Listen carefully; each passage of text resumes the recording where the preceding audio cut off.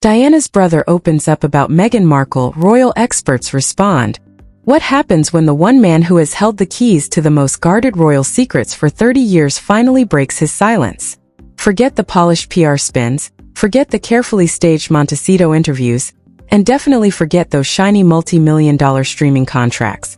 Because the quietest man in modern royal history, Charles Spencer, the 9th Earl Spencer and Princess Diana's own blood brother, just delivered a devastating blow that is shaking the global media landscape to its absolute core. Insiders are reporting a catastrophic, behind-the-scenes meltdown after Prince Harry and Meghan Markle allegedly dispatched a high-stakes, top-secret proposal straight to Althorp estate. The demand?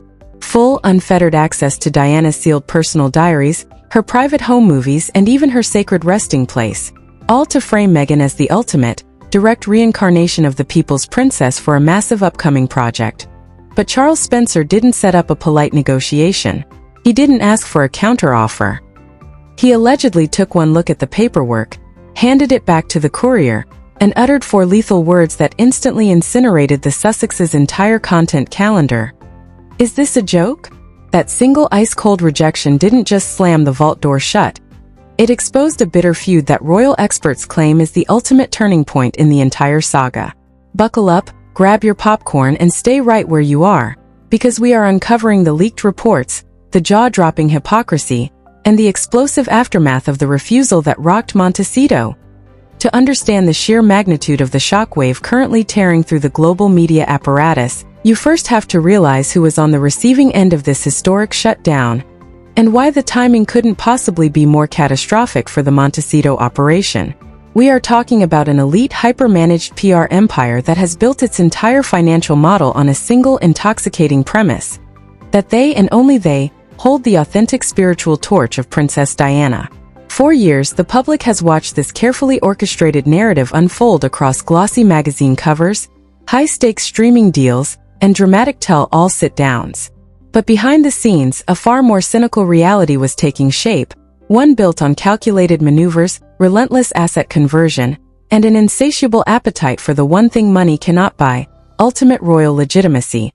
For months, whispers have been circulating through the hushed corridors of top-tier talent agencies and production hubs in Los Angeles about a project so ambitious, so utterly brazen, that it was meant to redefine the entire royal media landscape, heading into 2027. The anniversary was approaching, 30 years since that fateful night in Paris, and the Sussex camp needed a masterstroke. Their recent commercial ventures had been taking a beating in the court of public opinion. Critics were tearing apart their lifestyle programming, streaming rankings were plummeting into the obscure thousands, and major multi-million-dollar audio deals were quietly evaporating into thin air. The brand was bleeding relevance, and in the high-stakes world of international entertainment, when your brand bleeds, you do not pull back. You deploy the ultimate weapon. You reach for the memory of the most famous woman in modern history. The plan was codenamed Project Horizon by internal sources who spoke on the strict condition of absolute anonymity, fearing immediate legal retaliation from Montecito's aggressive legal team. The concept was breathtaking in its audacity. It was not going to be just another run-of-the-mill retrospective featuring recycled news clips and talking head royal commentators. No, this was pitched to streaming executives as the definitive, holy grail portrait of Diana, hosted, narrated, and visually anchored by her own son and his wife. But the real hook, the golden ticket that secured an unprecedented greenlight and a jaw-dropping production commitment, rested on a promises that had never been made in 30 years. The pitch guaranteed exclusive, unprecedented access to the Althorp estate, the ancestral home where Diana grew up, the sacred private island in the middle of the estate's oval lake where she rests, and most crucially, the sealed steel vault containing her most intimate personal artifacts. We are talking about handwritten journals spanning her most turbulent years inside the palace, private videotapes shot behind closed doors that no human eye outside her immediate bloodline has ever witnessed, and raw, candid audio recordings that detail her innermost fears, hopes, and secrets. The producers promised the network that this footage would not just tell Diana's story. It would explicitly draw a seamless, unbreakable parallel between Diana's historic battle against the British monarchy and Meghan Markle's modern crusade against the same cold, unfeeling institution. It was designed to be the official passing of the crown, a cinematic coronation where Diana's ghost effectively gives her explicit, posthumous blessing to the California shift. The halo was going to be transferred live on screen, framed against the golden sunlight of Santa Barbara and the solemn historic backdrop of Althorp, when the courier arrived at the gates of Althorp Estate in Northamptonshire carrying a leather-bound, 300-page proposal complete with non-disclosure agreements, location scouting schedules, and a multi-million-dollar licensing fee structure. The production team back in California reportedly treated the approval as a mere formality. After all, why wouldn't the Earl agree? Harry was his nephew. Harry was the grieving son who walked behind the coffin.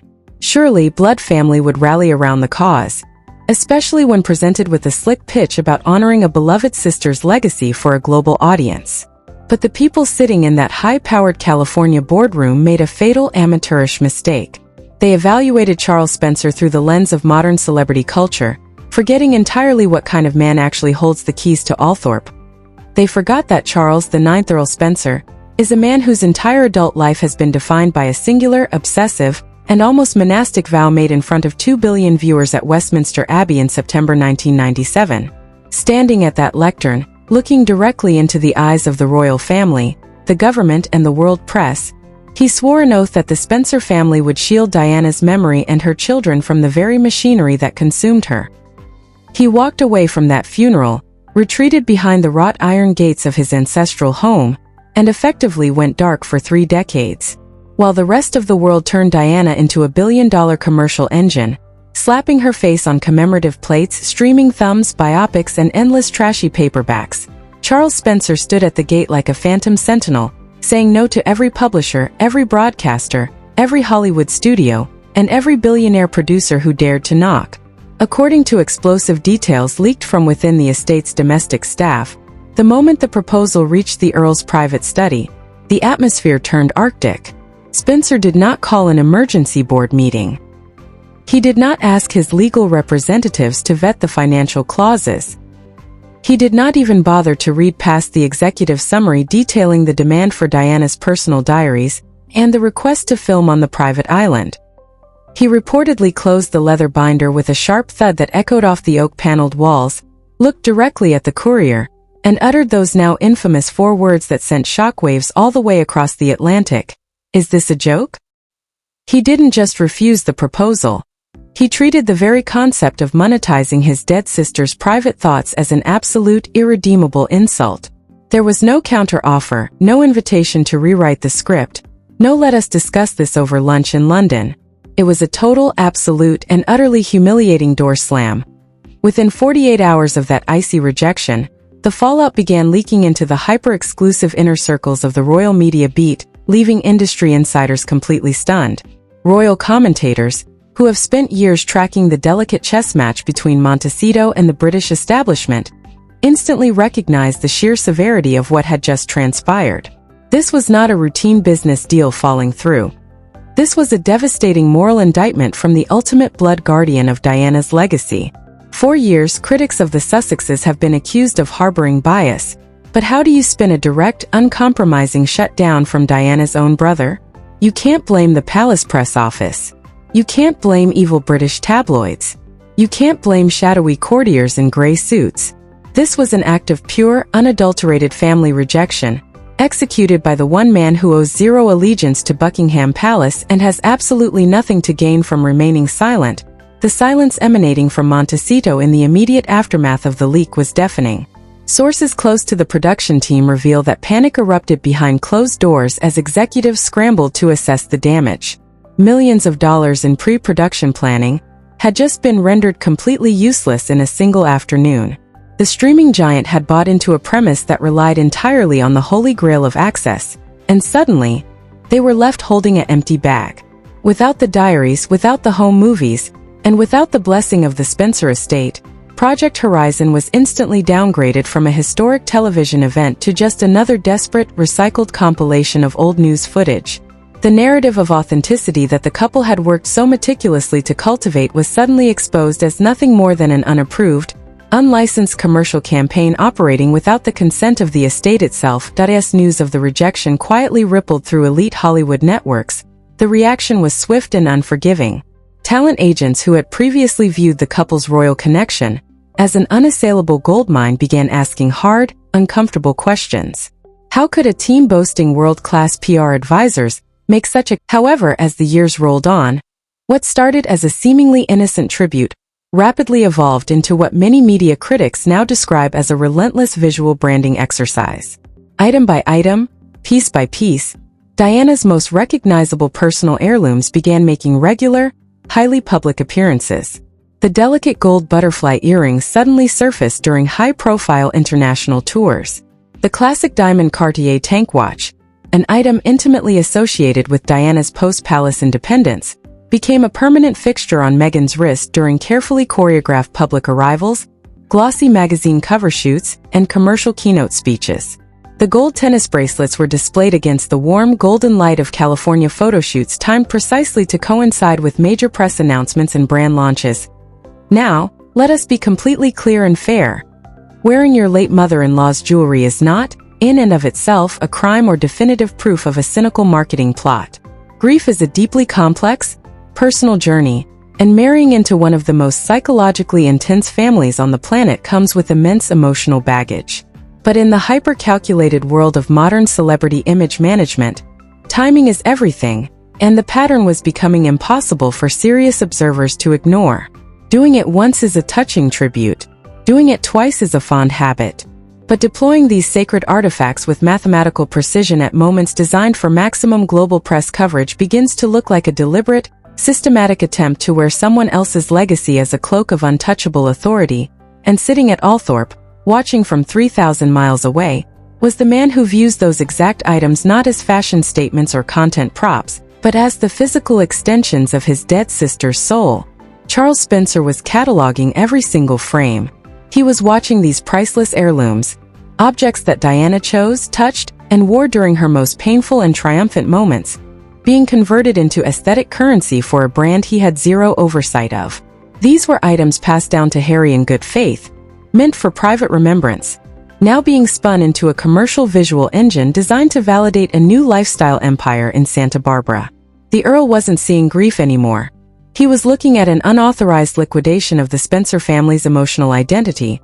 Then came the seismic nuclear strike of March 2021, the infamous Oprah Winfrey sit-down interview that effectively severed the couple's remaining ties with the British monarchy. To the average viewer watching at home, it was a jaw-dropping hour of television filled with shocking allegations and raw emotion. But to Charles Spencer, watching from the very rooms where he and Diana spent their childhood running through the halls of Althorp, the broadcast was an eerie, deeply uncomfortable exercise in psychological repetition. The setting was warm, intimate, and bathed in golden twilight, the classic architecture of a high-stakes public confession rather than an adversarial interrogation. If you have a deep knowledge of royal history, the uncanny similarities hit you right between the eyes. The visual language, the narrative beats, and the emotional arc were beam for beam a direct, meticulous reconstruction of Diana's disastrous 1995 BBC Panorama interview with Martin Bashir. A royal bride isolated behind palace walls, silenced by a cold and unfeeling institutional apparatus, suffering in silence with nowhere left to turn except to go over the heads of the establishment and speak directly to the hearts of the global public. The syntax rhymed, the lighting rhymed, the vocabulary of institutional victimhood rhymed. It was an almost line-for-line remake of the most traumatic television event of the 20th century, except there was one terrifying critical discrepancy that cut Charles Spencer right to the absolute core, a difference so profound that it shattered any illusion of a genuine tribute. When Diana sat down in front of the cameras in 1995, she was still trapped inside the terrifying belly of the beast. She had no exit strategy, no multi-million-dollar safety net, no private security team, and no global production deals waiting in the wings. She spoke from a place of genuine, raw, and desperate vulnerability, because she felt she had everything to lose and nowhere left to run. Her interview was a terrifying cry for help from inside a locked vault. The 2021 California iteration, by contrast, was filmed from the grounds of a sprawling, multi-million-dollar estate in Montecito after the exit had already been successfully negotiated, after the royal titles had been secured as leverage, and while a massive, multi-year content apparatus with global streaming giants was already actively being constructed behind the scenes.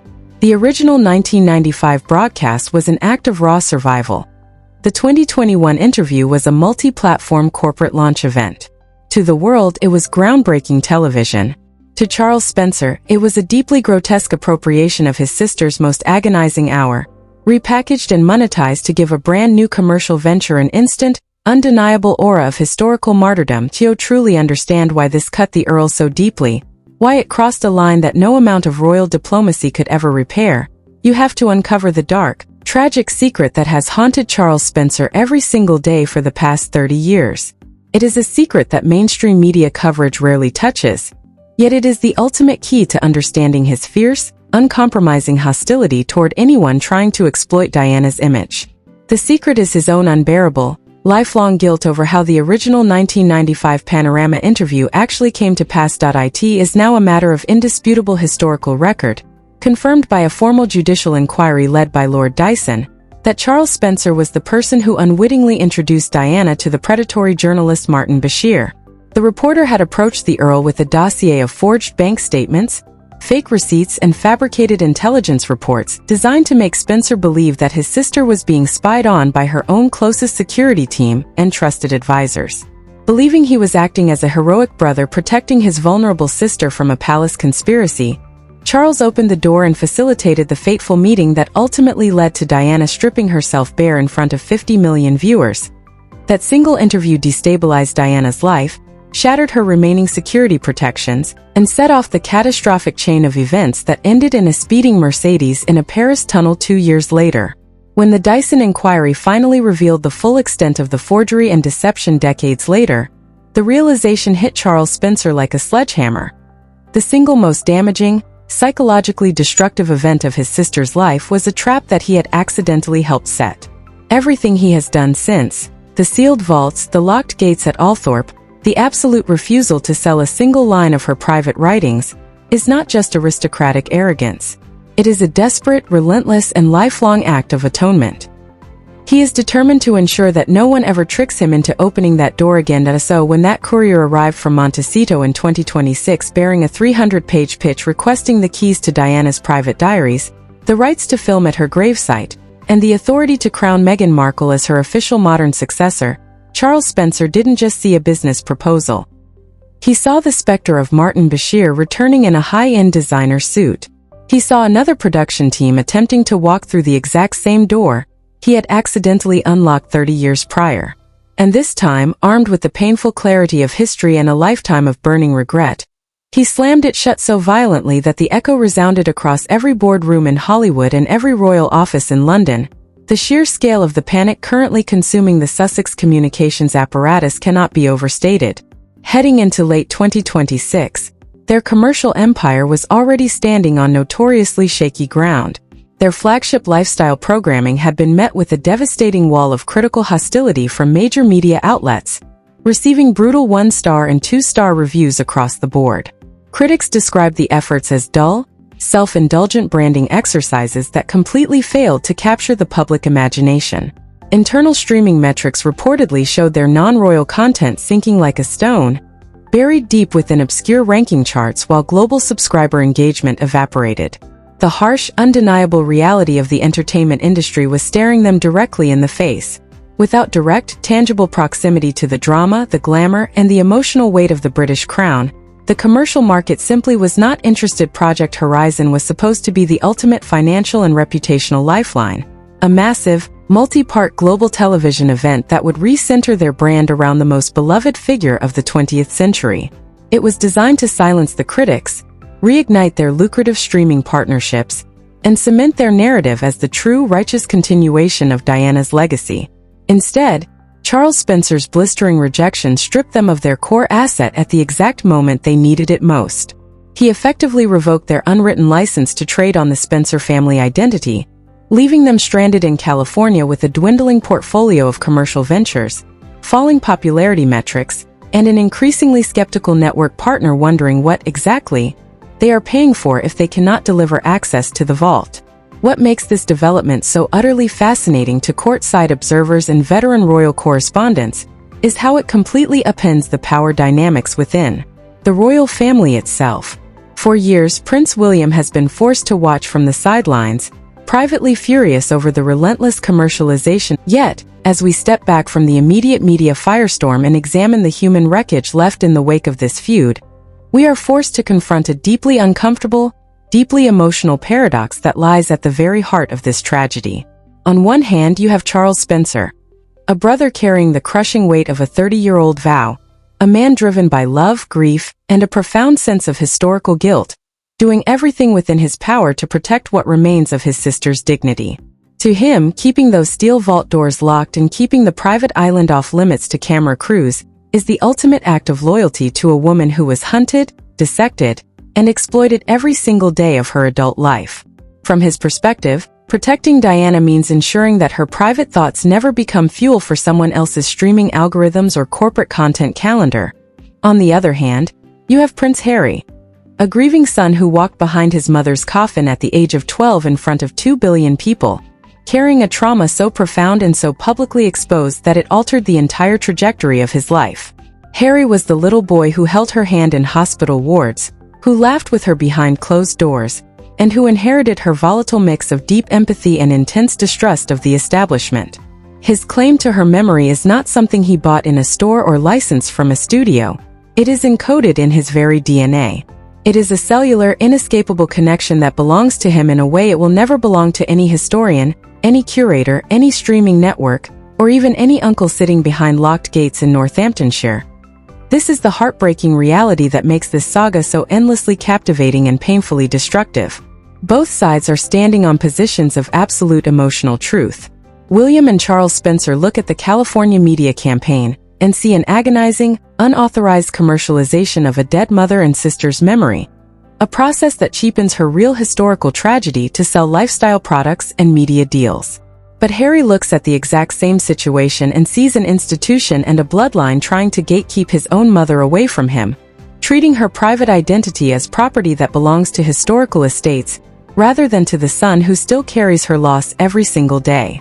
There are no clean answers here, no easy resolutions and no simple villains, only a fractured family torn apart by the relentless, crushing machinery of global fame. As 2027 approaches, the global media machine will undoubtedly continue to churn out stories, retrospectives, and commentary surrounding the 30-year anniversary of Diana.